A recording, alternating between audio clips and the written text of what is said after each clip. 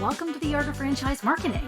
Each episode takes a deep dive into the franchise space and explores how the biggest and best brands handle national branding, franchise development, employee recruitment, and localized marketing on a daily basis.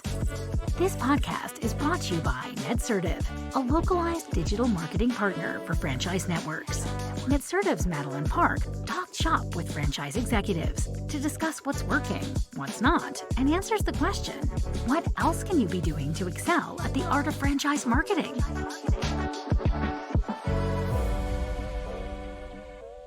Welcome back to the Art of Franchise Marketing. I have a fun one today, and one that I'm very interested to learn more about because I swear my husband wants to buy one of these brands, and I told him no more brands, no more kids. It's never the end. So we have Ed and Sean here from Tommy's Express Car Wash, and also Tommy's Car Wash System. Am I saying that right? Yeah, Perfect. yeah. We got a manufacturer, we got a franchise. And so I'm super excited to get into all of these things. I don't think we've had a car wash on yet. So you guys are going to own the car wash podcast market.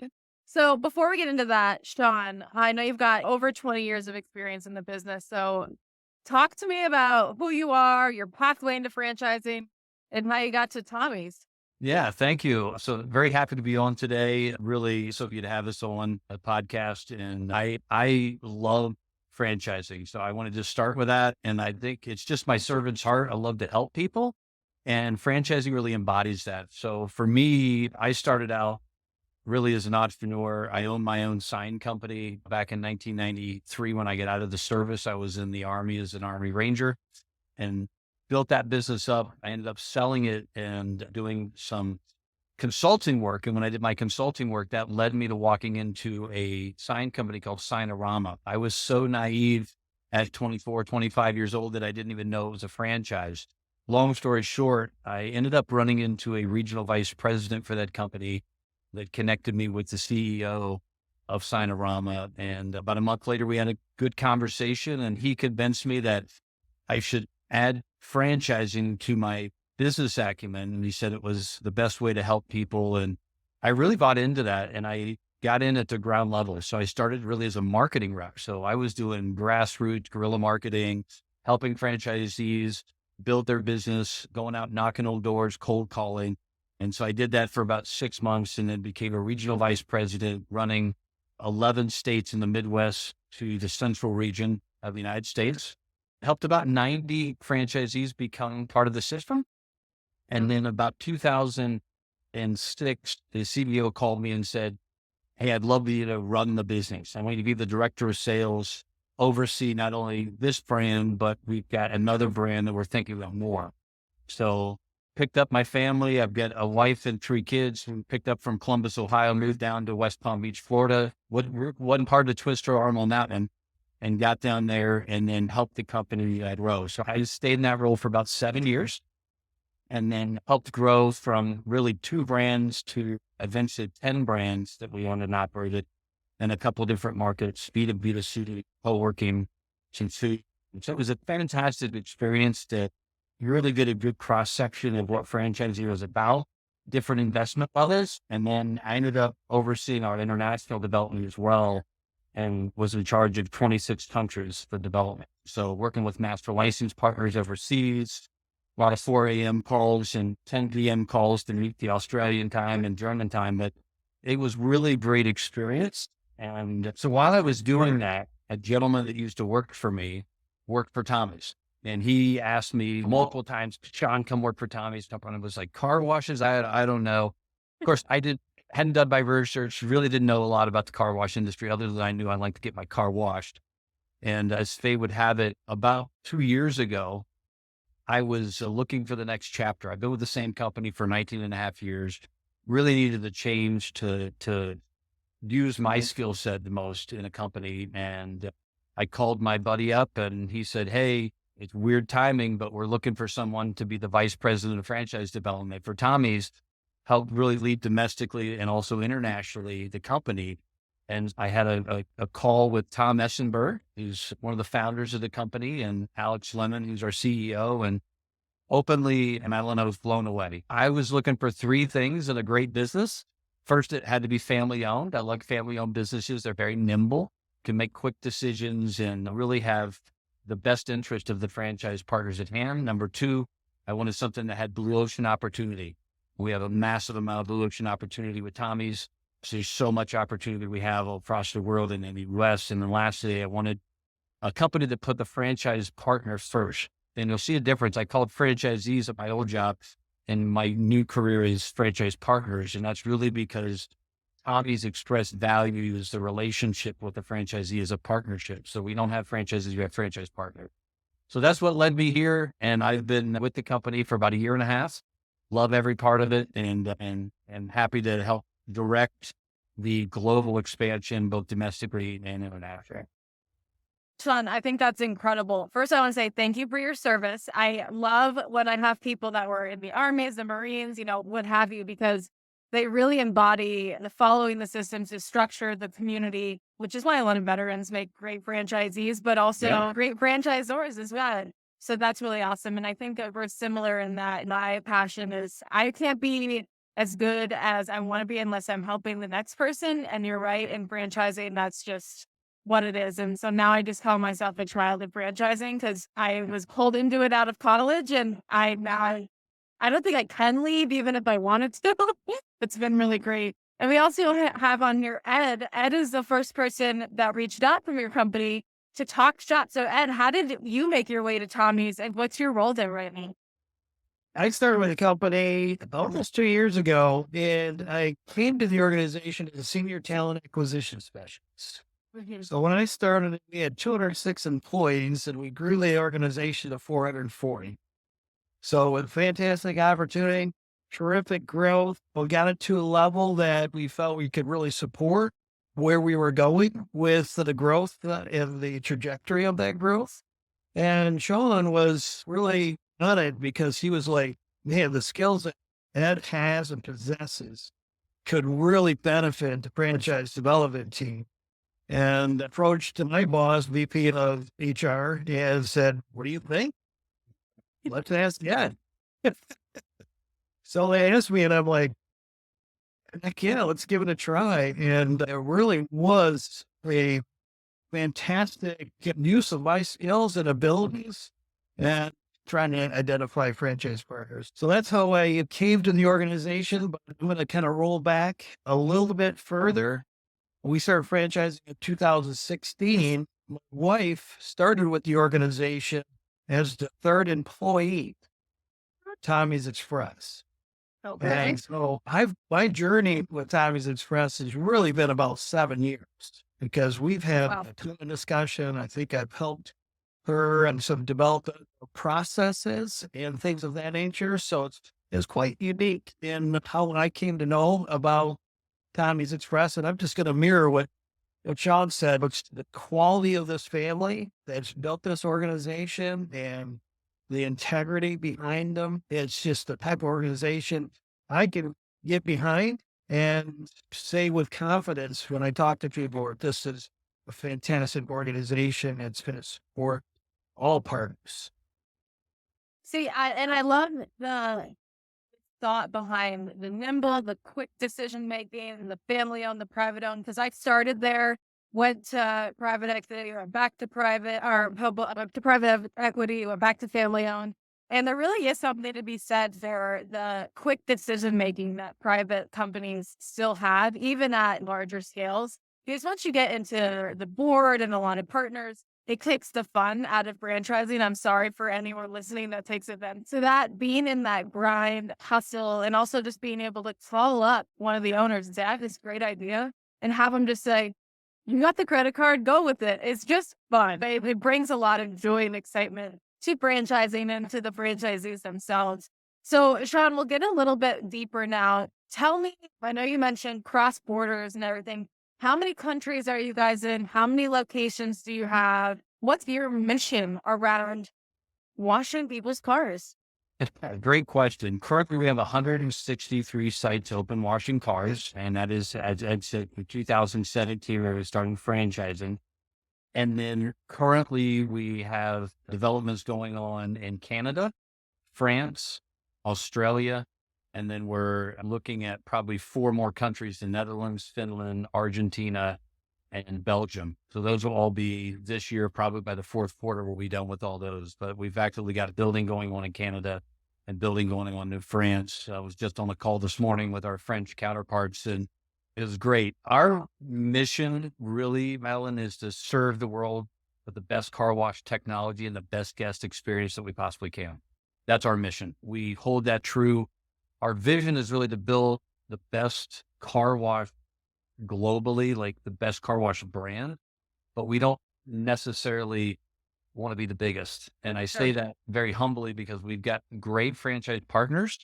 And so we want to have the best franchise partners to grow with, but grow with more slow and steady growth with the right partners who can build those out. If we wanted really anybody that could just come in and invest, we probably have about 150 franchise partners a year. This last year, we awarded just shy of 50 new franchise partners. But I think from our perspective, we're on a great trajectory and we're doing things the right way. We've grown exponentially, as you heard Ed say, with our staff hiring ahead of the curve of the growth. And just to give an example, last year we built 52 ground up buildings. It took McDonald's into almost their 16th year before they could say that. We did it in year 6. Oh So my we're goodness. very blessed in that we've got a great team that can launch our brand quickly. And we've got 53 years of experience selling Tommy Car Wash System parts and tunnels all over the world, so that we've got the infrastructure to be in Holland and help build a site there because we've been doing it for decades. So that's the exciting part from the mission and the value side. So first of all, Sean, this is bullshit because you built 52 from the ground up. I can't even get my shutters painted, and I'm pretty sure I'm one of those franchises. So it's bullshit. I think that's really incredible. I think that I admire the fact that you say we could probably sign on 150. We brought on 50 and we've got 50 in development. I think that numbers get splashed around a lot in franchise development when it comes to we've got so-and-so signed, so-and-so open, so-and-so in the pipeline. And in reality, it doesn't matter until they open those doors. Yes, FB is signed, but we all know that there is a large percentage of FB signed never opened, right?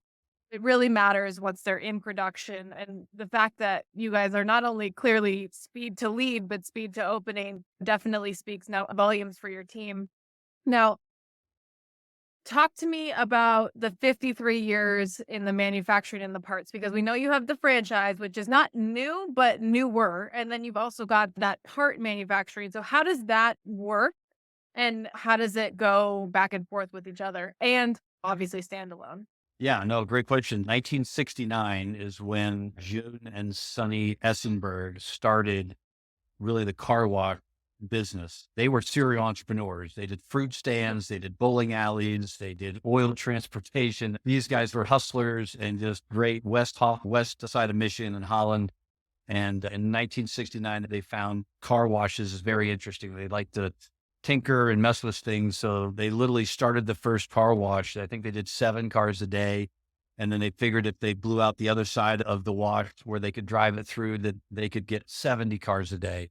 And so they continued to build upon that. And June is still alive. He's still with us. He's 92 years old. He's got an office at our corporate headquarters, still comes in every morning.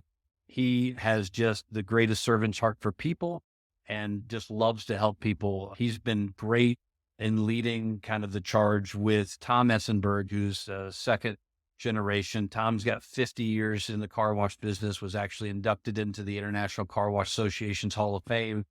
I didn't know there was such thing, but I want to invite to award ceremony. It's so cool. So it happened a couple years ago, but he has just been an innovator in the car wash business. And then his son, Ryan, who's 38, he has been involved his entire life. So 3 generations, 53 years in business. So they really got to the point in around 2000, Madeline, where they were really selling tunnels, and we had perfected really our curved arch technology. We came up with our own style of wash that really got the car clean, shiny, and dry the best and most effective way. They're all about production and efficiency. And around 2002, they started selling those. and then got to the point of about 2012, they said, let's really make it a better mousetrap by creating a building that we can then put that in and then control a lot more of the aspects versus what traditional car washes are: dark, dingy, cavernous. They're very claustrophobic. It's just not a great experience. And so they made a building that was wide, airy, open, a lot of light coming in, translucent roof, curved arches, lots of windows on curves on the side. So bringing in all this ambient light to where you drive through, you can actually process more cars because your eyes aren't adjusting from light to dark. So this is the kind of craziness that they went through, and just to process 30, 40 more cars in an hour, which is amazing. So in 2012, they started selling what we call our private brands. So they sold to someone that would buy the building, buy the wash, the tunnel, and then it might be called Blue Rain or Coulter Express or something of that nature. So someone put their own name on it. So we were effectively selling a fighter jet, but just without the pilot's license. Now, in 2017, as you can imagine, there's a lot of great partners out there with those private brands that run great watches, but they might not do the marketing the way they should. They might not do the wash quality the way they should. They've got their own spin and on it. And so Ryan really always wanted to have a franchise. So in 2017, we stopped with the private brands. So that no longer can anyone become a private brand. It can only come in through a franchise. And so in 2017, we started Tommy's Express and haven't looked back. So that's the tenure and the history of going through from 1969 to today. And our goal globally is to have 2,500, 3,000 washes in the next 10, 15 years, with a lot of that being international development. Second biggest investment people have is their car. And most people like to keep it clean. So we have a plethora of people who want to drive through and give us business, and our guests are amazing. I'm just proud to be part of the journey. I think that's great. And I love talking to niche brands because there's always something that you never think someone would say. Like, to your point, being able to process more cars because your eyes aren't adjusting to the dark and the light, where I would never think of that. And it's the same thing with Domino's. I talked to Domino's and they were like, there was drama around the thin crust pizza. Or I talked to Honey Grow and they were like, listen, the issue we had with the pineapples. I'm like, there's always an industry thing that you would never think of. So I think that's really great.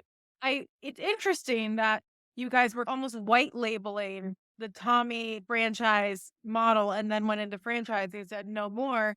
And through that, because you were selling private to private car wash owners, what have you before, what do you find did you find it was more streamlined creating a franchise system because you had learned from these owners about what worked and what didn't? Or did you still feel you built from the ground up?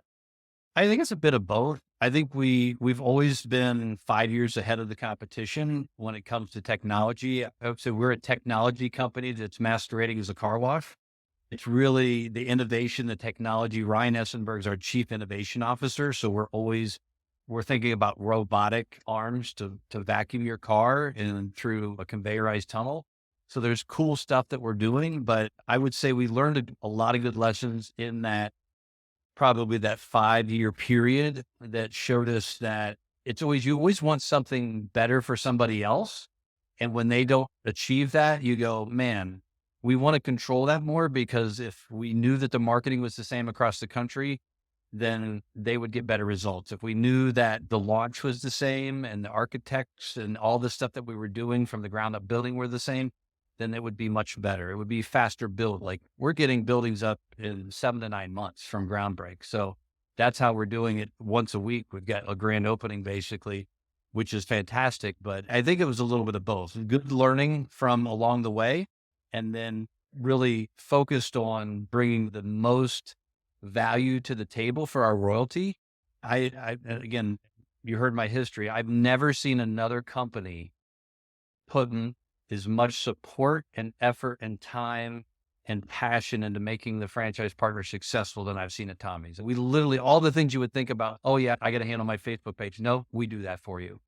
All the stuff that you would think were the minutia, we're doing those things to allow our franchise partners to really focus on their business and focus on their team. And really our value statement is we want to enrich lives, add value, but more so serve communities. And so if we can do that and have more time to do that on a local level, then that makes the team stay longer. That makes the guest experience better from the person using the watch. And so overall, we think that's more important than anything else, is just making sure that we're serving through support and bringing value to the percent that we collect on a royalty. Yeah. And I think that what's going to allow you guys to exceed any goals you have, because I love what you say is we're a tech company masquerading as a car wash. And that's really the end all be all for a lot of franchise systems is the tech they have in the back end. Because with franchising, it's all about scale. It's people wanting to scale their business, scale the franchise, scale the brand. And you simply these days cannot do it without technology. Imagine having a shared spreadsheet for sales amongst 1,500 locations. Like, this is just ridiculous. So to be able to invest that back, I talked to a franchise brand and they said, our mission is, how can we ask someone to pay the franchise fee and the royalties and invest X percentage of their wealth into us and not also do that on our end and invest back into their business? So clearly you guys are a great example of that. And we're going to come up on time. A couple other questions I have is, you talked a little bit about the marketing, making sure it's branded right, the Facebook page. What does your marketing stack look like, especially since you're cross country? Do you guys, or cross countries, I should say, do you guys handle that all in house? Do you work with preferred vendors? What makes Tommy's Car Wash really go from the marketing standpoint? No, thank you for that. I think we've got an exceptional marketing team. We call them our marketing mavens. It's mostly a female team. There's a couple guys on there, but they really drive the ship and do an exceptional job, both from digital content to just like ad spend. It's a well-diversified approach. We've got billboard ads, we've got pay-per-click, we've got Google, we've got Facebook, we've got social media, and we've got experts in each of those respective areas that are really driving that growth. We Wow. suggest in year one, 7% ad spend, then 4%, then 3%, so that your ad spend goes down and then your subscriptions go up. So in the car wash business, it's about how many subscriptions from a site level you can bring in, which is good. But they're monitoring that, and then they'll work with our franchise partners on a weekly or bi-monthly level to monitor that and then make adjustments. So we handle all that for them. Now we suggest another 2% that they do on a local level, putting Tommy's Express on the back of the baseball or t-ball team, the soccer team's shirts, yearbooks, and local media, and all the other stuff that we want to do, billboards, all that stuff. But yeah, I think we've got a well-diversified approach to the content, as well as the creation and the deployment of that digital spend, as well as the online and the local marketing as well. That's great. And yeah, knowing the importance and giving them percentages. Sometimes it's difficult as a franchisee because I've got a couple franchisors that say, "Oh, use your discretion, but you should be going out and spending in your local market." I'm like, I should be doing the dishes now, but I am not. So the ability for you to give them a scale of, here's the 1%, but we're going to recommend 7, and then the 4, and then an additional 2 if you so choose, is really helpful in terms of being a flexible franchisor that your franchise partners value working with, because it's not mandated must do, but it's also not so loose that they don't have structure and they're going haywire. So I think that's really great. And also probably what's super helpful when you're growing and going across different borders, because there are going to be vastly different marketing strategies in different places. But at the end of the day, the spend is still required. So being able to have a baseline that connects the whole system while still being able to localize, I think is really incredible. But I'd love to learn more at another time. And I want to bring it over to you because you're a talent specialist and you're on the phone with these candidates. And I want to hear from you holistically what is so great about owning a car wash, and then also what sucks. Because I imagine the demand is always there, but is it seasonal? Is it employees and issues? What would give to a qualified candidate as the landscape of being in this industry? Fantastic question. Thanks for bringing me into this. This is something that is amazing to me because I'm so new to franchising. Is it so well thought of, right? You think about our business model. It's low labor. You can open with 2, close with 2. Peak, you might have 5 people. So that really helps out with the staffing issue. Sure. And the other thing is the giving back to the community and adding value, that gets momentum in communities. So people want to work for us and with us because we are involved in the communities and back. So they're like, I want to be a part of that. So that helps with the recruiting staff. What was the other part of that question? I No, apologize. what are the cons of the industry? Is it seasonal? Is it highly competitive? I literally know nothing about car washes other than Sure, we need to do it more than I do. sure. There across the country, there's all kinds of different types of reasons why people will wash their car. You talk to Sean, he lives in the Colorado area. It's pollen. Right. That's why you want to wash your car. So that's going to be seasonal. Plus, you have winters in Michigan. So we will have peaks for 6, 8 months where you're really washing your car a lot. And then in the summertime, that's going to back off. The key is that membership from the ebbs and flow standpoint. You work on building that membership and we're going to help you do that. Once you reach that level, it's kind of like the Planet Fitness model where, Sure. hey, I'm a member of Fitness, but they're always collecting my money. I'm not always going. If I stood up, you would see. But It's a podcast, Ned. It's a podcast. Don't worry. But anyways, so that really alleviates the ebbs and flows of the business. But yeah, you will run into periods of time where that's going to happen. Another thing I wanted to talk about and add on to what John was saying is our franchise partners make us better. So we're partnering with very smart business people. And they come to us and they say, listen, we're in Texas, we're big dually trucks coming out of the oil fields, and we need a better way to get this mud on. So our engineers will go to work and figure out a better way to knock the dirt off. And that's only because franchise partners are coming to us and saying, hey, we got an issue. Can we take care of it? There are things that create the suck, if you will, but we're going to go figure it out and we're going to make it better. I love that. And that really is right back to what Sean said about being nimble. Things arrive just like COVID popped up out of nowhere for a lot of people. And to be able to go in and, like you say, fix anything that might be perceived as a con of this industry definitely speaks volumes to not only the industry itself, but to you guys as well. So we are up on time, but Sean, I have one final question for you. But I never prep people because I like to hear it off the cuff. But if you had a piece of advice to give to a franchisor, what would that be? And if you have a piece of advice to give to a franchisee, what would that be? Franchisor advice would be put people first. People are going to invest in you and your brand. And if you're not thinking of their success ahead of your success, then your success will never be realized.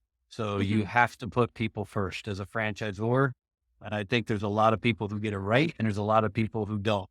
So that would be my number one advice for franchisors. For franchisees, it's very simple to me, and I'm going to give 3 points. First is follow the system, because every franchise has a system. But the piece I add to that is something that I've seen in every franchisee that's been successful, and they bring 2 P's to the party. The first P is pace. So the pace in which they come to work, the pace in which they show the staff in the beginning when they launch the business, how to work, how long to work, what to do. And really, it's kind of like the cat's away, the mice will play. If you don't show someone the pace you expect, then they will do the pace that they expect from themselves. The second P, which is my favorite, is the passion for the people, passion for the employees, and passion for their customer. In our case, it's the guest.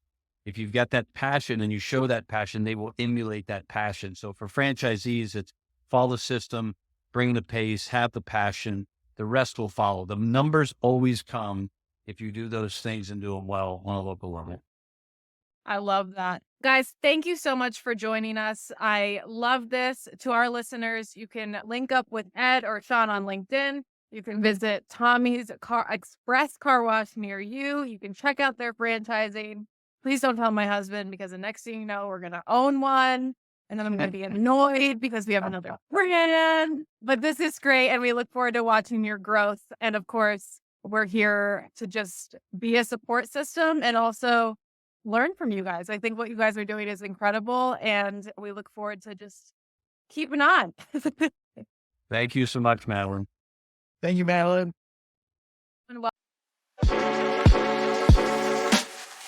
Thanks for listening to The Art of Franchise Marketing. This show is brought to you by NetCertive. We help franchise brands and multi-location businesses run localized digital marketing at scale. To learn more, visit netcertive.com.